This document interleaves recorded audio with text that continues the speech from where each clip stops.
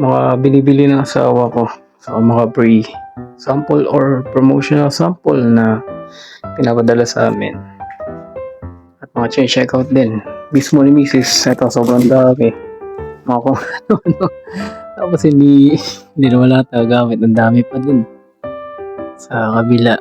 So ito yung kasi nagliligpit tayo dahil aalis na tayo dito, binibenta hopefully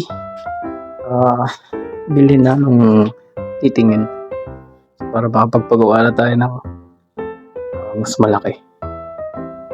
So yan, good, daming lalim mga laruan, sobrang dami mga di naman nalalaro pero hinahanap yan ng anak ko eh.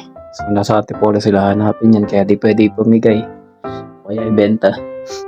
Mahal, tinatabi kasi talaga nila yung mga laruan. May mga bag pa dito, pambabae,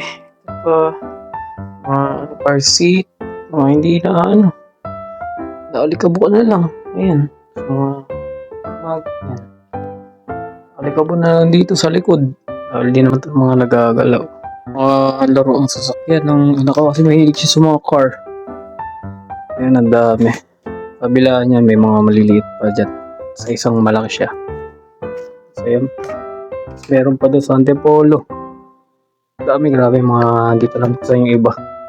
Hanapin nila yung masinop sila sa mga laruan nila.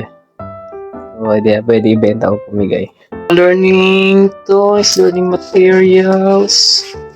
Pati di natin lagi ginagamit na syempre. Memories.